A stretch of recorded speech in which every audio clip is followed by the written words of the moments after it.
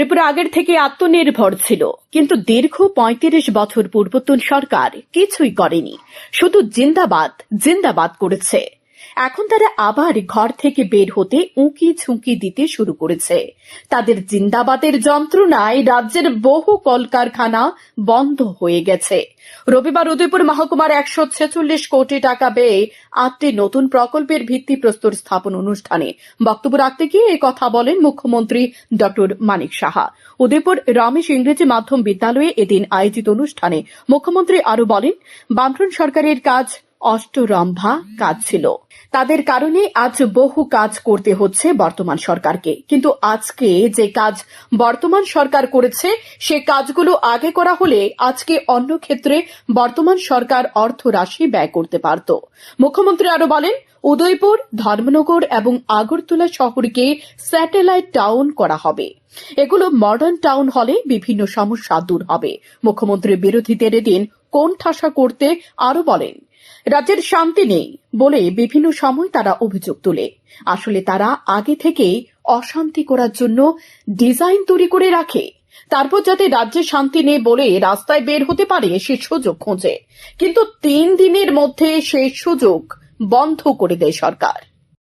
আবাস যোজনা, সেই ঘরের মধ্যে কি আপনার পলিটিক্স থাকবে? প্রধানমন্ত্রী বলছেন এটাই পলিটিক্স, যে মানুষকে সবকিছু দেওয়াটাই পলিটিক্স। এতদিন ধরে আমরা দেখতাম জিন্দাবাদ জিন্দাবাদ, এখন উকি ঝুঁকি দিচ্ছে, আবার বেরোচ্ছে, মানে বলছে যে গরিব মানুষের, মেহনতি মানুষদের জন্য আবার কিছু করতে হবে। ত্রিপুরাতে আত্মনির্ভর ত্রিপুরা অনেক আগেই ছিল, বহু মানুষের কল কারখানা ইত্যাদি বহুত কিছু ছিল। এই জিন্দাবাদের যন্ত্রণায় মানুষ এসব বন্ধ করে দিয়ে চলে গেছে। এই ত্রিপুরাকে আমাদের এক ত্রিপুরা, শ্রেষ্ঠ ত্রিপুরা আমাদের করতে হবে। আর অন্যান্য পার্টিও আজকাল ওইসব পার্টির সাথে যোগদান দিয়েছে। ৩৫ বছরে আমি যখন যাই স্কুলে, যখন দেখি বাউন্ডারি নেই, খুব কষ্ট হয়। ৩৫ বছরে কি করলো? আমরা মাত্র আজকে 2 বছর, 3 বছর, 5 বছর, 6 বছর ধরে আমরা এখানে এসেছি।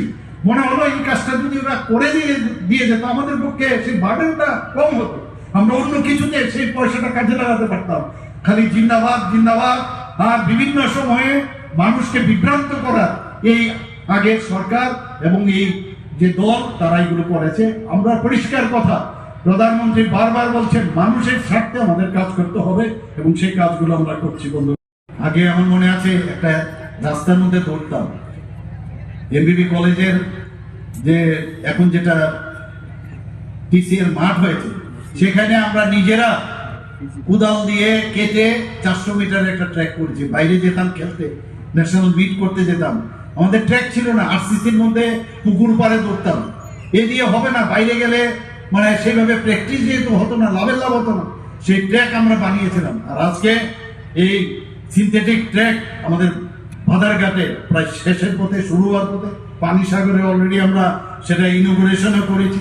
সুইমিং পুল, আমি আমাদের যেহেতু আমি খেলাধুলার সাথে খুব ভালোভাবে জড়িত ছিলাম, আগে আমাদের এই উদয়পুরের আপনাদের বহু খ্যাতনামা সুইমিং যারা করতো, সুইমার, মানে ন্যাশনালি ইন্টারন্যাশনালি নাম করেছে, তাদের কথা এখনো মনে আছে।